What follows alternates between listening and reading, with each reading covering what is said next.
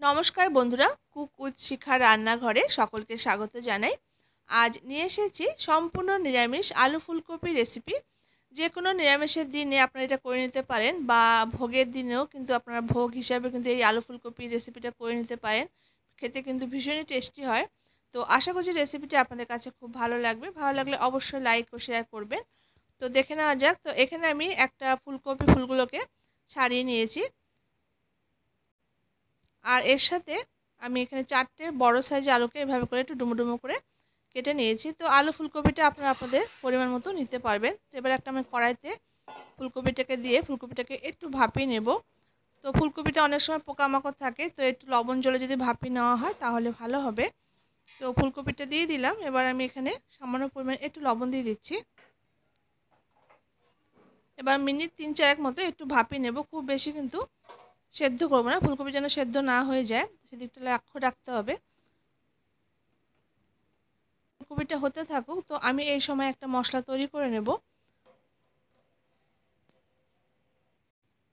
তো আমি একটা মশলা তৈরি করে নেব। তো আমি মিক্সার জার নিয়ে নিয়েছি, তাতে আমি দুটো মাঝারি সাইজের টমেটো কেটে দিয়ে দিয়েছি, আর 1 ইঞ্চি আদাকে আমি টুকরো টুকরো করে দিয়ে দিলাম। আর এখানে 3 থেকে 4টে কাঁচা লঙ্কা নিয়ে নিয়েছি। এবার এই মশলার একটা স্মুথ পেস্ট আমি তৈরি করে নেব। তো মিনিট 4 পরে আমি এবার দেখে নেব, ফুলকপিটা দেখুন ভাপানোটা হয়ে গেছে। এবার আমি নামিয়ে নিচ্ছি জল থেকে। খুব বেশি যেন সেদ্ধ না হয়ে যায় সেদিকটা কিন্তু খেয়াল রাখতে হবে। ফুলকপি বেশি সেদ্ধ হয়ে গেলে কিন্তু খেতে ভালো লাগে না। তো মিনিট 3-4 মতো আমি ভাপিয়ে নিয়েছি। এবার ফুলকপিটাকে আমি নামিয়ে নিচ্ছি। এরপর গ্যাসের উপর আমি কড়াই চাপিয়ে দিলাম। এবার তাতে সর্ষের তেল দিয়ে তেলটাকে একটু গরম করে নেব। তেলটা গরম হয়ে গেলে এবার আমি আলুটা ছেড়ে দিয়ে আলুটাকে ভেজে নেব। তো প্রথমে আমি আলুটাকে ভেজে নিচ্ছি। আলুটা দিয়ে সামান্য পরিমাণ একটু লবণ আর একটু হলুদ দিয়ে দিলাম। এবার আলুটাকে লালচে রং ধরা পর্যন্ত আলুটাকে একটু ভেজে নেব। তো দেখুন আলুটা লালচে রং ধরে এসেছে, আলুটা কিন্তু আমার ভাজা হয়ে গেছে। এবার আলুটাকে নামিয়ে রাখছি।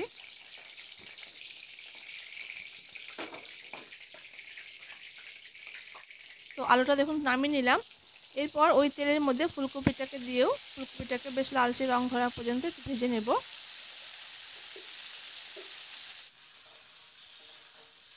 সমস্ত ফুলকপিটা দিয়ে দিয়েছি। এবার ফুলকপিটা দিয়ে নাড়াচাড়া করে মিডিয়াম টু হাই ফ্লেমে ফুলকপিটাকে বেশ লালচে রং ধরা পর্যন্ত ভেজে নেব। তো ফুলকপিটা দেখুন খুব ভালো করে আমার ভাজাটা হয়ে গেছে। এবার ফুলকপিটাকে আমি নামিয়ে নেব।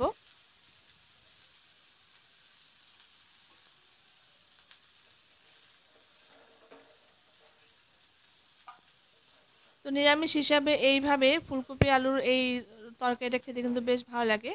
ভাত দিয়ে ভালো লাগবে, তাছাড়া লুচি পরোটার সঙ্গেও কিন্তু ভালো লাগবে। তো ফুলকপিটা দেখুন আমি নামিয়ে নিলাম। এবার কড়াইতে আবার আমি 1 টেবিল স্পুন পরিমাণ সরষের তেল দিয়ে তেলটাকে গরম করে নিয়েছি। তো তেলটা গরম হয়ে গেছে। গরম তেলের মধ্যে আমি 3টে এলাচ, লবঙ্গ আর দারুচিনি দিয়ে দিয়েছি, আর একটা তেজপাতাকে দুভাগ করে দিয়ে দিলাম। আর এখানে হাফ টিস্পুন পরিমাণ জিরে দিয়ে দিয়েছি। এবার এই ফোড়নটাকে একটু ভাজা ভাজা করে নেব।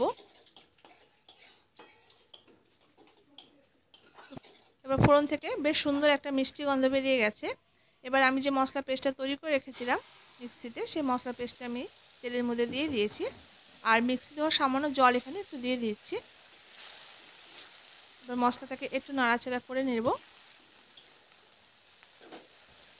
তো মশলাটা 2 মিনিট মতো একটু নাড়াচাড়া করে নেওয়ার পর এবার একে একে গুঁড়ো মশলাগুলো দিয়ে দেবো। তো আমি এখানে হাফ টিস্পুন হলুদের গুঁড়ো, 1 টিস্পুন এখানে কাশ্মীরি লাল লঙ্কা গুঁড়ো, 1 টিস্পুন এখানে জিরে গুঁড়ো, আর এখানে 1 টিস্পুন ধনে গুঁড়ো দিয়ে দিয়েছি, আর টেস্ট হিসাবে এখানে লবণটা দিয়ে দিলাম। আর যেহেতু নিরামিষ তরকারি হাফ টিস্পুন একটু চিনি দিয়েছি, টেস্টটা ব্যালেন্স হবে, খেতে ভালো লাগবে। আর যে কোনো নিরামিষ তরকারিতে চিনি দিলে ভালো লাগে। আর যেহেতু আমি কাঁচা লঙ্কাতে রান্নাটা করেছি, তো কালারের জন্য আমি একটু কাশ্মীরি লঙ্কা গুঁড়ো দিয়েছি, আমি কিন্তু আর এক্সট্রা লঙ্কা গুঁড়ো দিইনি। এবার মশলাটাকে একটু নাড়াচাড়া করে নিয়ে একটু ঢাকা দিয়ে মিনিট 2 মতো রেখে দেবো। এতে দেখবেন খুব ভালো করে মশলাটা কষানো হবে। তো এই সময় আমি একটা পেস্ট তৈরি করে নেব। তো আমি এখানে 10-12টা কাজু বাদাম দিয়ে দিয়েছি, আর হাফ কাপের থেকেও কম পরিমাণ একটু চার মগজ আর 2 টিস্পুন এখানে পোস্ত নিয়ে নিলাম। এবার প্রথমে এটাকে শুকনো করে গুঁড়ো করে নেব। তো শুকনো করে প্রথমে দেখুন গুঁড়ো করে নিয়েছি। এরপর আমি এটাতে জল দিয়ে আরেকবার আমি পেস্ট করে নেব। তো একটা স্মুথ পেস্ট তৈরি করে নিতে হবে। এবার আমি ঢাকাটা খুলে দেখে নেব। দেখুন মশলার উপর থেকে তেলটা বেশ ভেসে উঠেছে। এবার মশলাটাকে মিনিট 2 মতো একটু কষিয়ে নিয়েছি। দেখুন মশলা চারদিক থেকে তেল ছাড়তে শুরু করেছে। এবার যে পোস্ত, চারমগজ আর কাজু বাদামের পেস্টটা করে রেখেছিলাম সেটা আমি মশলার উপরে দিয়ে দিয়েছি। এবার খুব ভালো করে মশলার সঙ্গে এই পেস্টটাকে নাড়াচাড়া করে খুব ভালো করে এটাকে কষিয়ে নিতে হবে যতক্ষণ পর্যন্ত মশলা চারদিক থেকে তেল ছেড়ে আসছে। তো দেখুন মিনিট 2-3 মতো নাড়াচাড়া করে খুব ভালো করে কষিয়ে নিয়েছি। মশলা থেকে দেখুন তেল ছাড়তে শুরু করেছে। এরপর আমি যে আলু আর ফুলকপিটাকে ভেজে তুলে রেখেছিলাম সেই আলু ফুলকপিটা এই পর্যায়ে দিয়ে দিচ্ছি। আলু ফুলকপিটা দিয়ে মশলার সঙ্গে আরও কয়েক মিনিট সময় ধরে খুব ভালো করে এটাকে কষিয়ে নিতে হবে। তো যত ভালো করে কষানো হবে তরকারির টেস্টটা কিন্তু তত ভালো হবে। তো আমি একটুখানি জল অ্যাড করে দিচ্ছি। যে বাটিতে আমি ফুলকপি আলুটা রেখেছিলাম ভেজে তুলে সেই বাটি ধোয়া সামান্য একটু জল এখানে অ্যাড করে দিলাম। এবার মশলার সঙ্গে ফুলকপি আলুটাকে কয়েক মিনিট সময় ধরে বেশ করে একটু কষিয়ে নিতে হবে।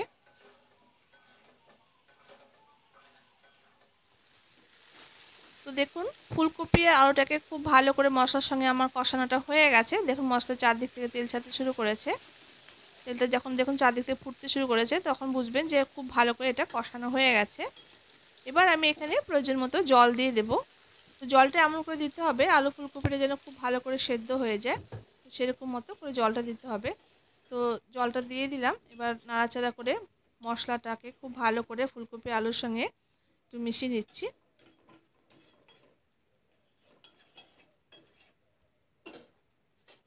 এরপর মিনিট 2 মতো একটু ফুটিয়ে নেব। তো আমি এখানে উপর থেকে 4টে কাঁচা লঙ্কা অ্যাড করে দিয়েছি, যেটা আমি সাধারণত করে থাকি।